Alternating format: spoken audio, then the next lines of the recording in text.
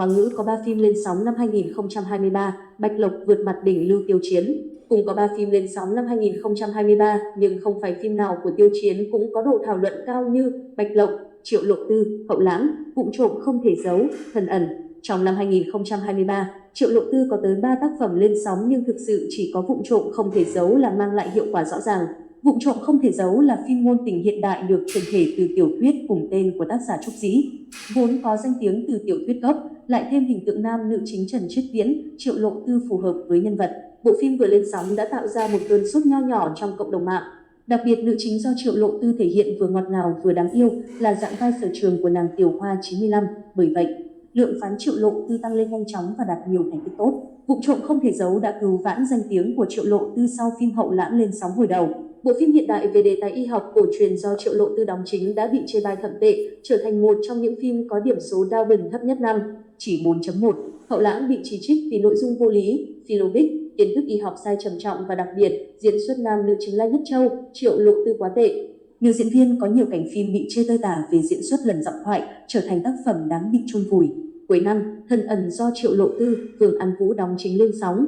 Bộ phim bị chê nhạt nhòa, nội dung nhàm chán, diễn xuất bình thường, không thu hút được khán giả, là một thất bại của Triệu Lộ Tư.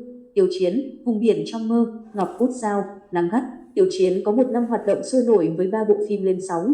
Đáng chú ý, cả hai bộ phim hiện đại do Tiêu Chiến đóng chính đều được phát sóng trên đài CCTV, điều mà nhiều tiểu sinh đều hy vọng đạt được. Vùng Biển Trong Mơ bắt đầu phát sóng từ ngày 1 tháng 6 trên giờ vàng CCTV8 và giành nhiều thành tích đáng nể. Đây là một trong 3 bộ phim vượt qua 30.000 nhiệt độ trên nền tảng Tencent Video trong năm 2023, bên cạnh Trường Tương Tư và Chuyện Tốt Thành Đôi, nhận được sự yêu thích và quan tâm của đông đảo khán giả. Ngoài ra, chỉ số nhân vật Tiêu Xuân Sinh do Tiêu Chiến thể hiện luôn nằm trong top cao ở nhiều bảng xếp hạng.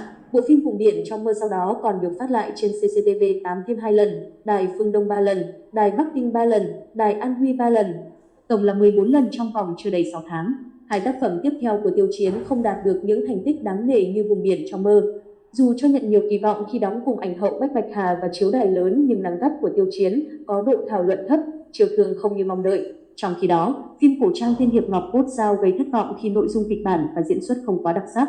Đáng chú ý, nữ chính Nhậm Mẫn và Tiêu Chiến không có chemistry tốt, diễn xuất và nhan sắc của nữ chính đều bị chê tơi tả nên dù chỉ số nhân vật khởi ảnh của Tiêu Chiến vẫn cao, nhưng một mình anh không thể cứu cả bộ phim. Bạch Lộc, Trường Nguyệt Tẫn Minh, Dị Ái Phi Doanh, Bình An Như Mộng. So với đỉnh Lưu Tiêu Chiến, Bạch Lộc lại là người có 3 phim lên sóng trong năm 2023 thành công hơn cả. Mặc dù cả 3 tác phẩm đều gây tranh cãi nhưng không thể phủ nhận được độ hot của Trường Nguyệt Tẫn Minh, Dị Ái Phi Doanh, Bình An Như Mộng và chính bản thân Bạch Lộc trong vai trò nữ chính. Bạch Lộc liên tục phủ sóng màn ảnh kể từ đầu năm cho tới cuối năm, chỉ số nhân vật, khả năng đóng góp của tác phẩm của cô đều rất cao. Điều này cũng kéo theo giá trị thương mại và độ nổi tiếng của Bạch Lộc tăng cao. Tuy vậy, diễn xuất vẫn là điểm yếu của Bạch Lộc. Ở cả 3 tác phẩm, khán giả đều khó lòng ngấm nổi diễn xuất gượng gạo, đôi khi quá lố của nữ diễn viên dù rằng chemistry của cô với các bạn diễn nam đều không hề tệ. Cảm ơn các bạn đã xem hết tin. Chúc các bạn một ngày vui vẻ hạnh phúc. Đừng quên đăng ký kênh để cập nhật những thông tin mới nhất. Xin chào và hẹn gặp lại.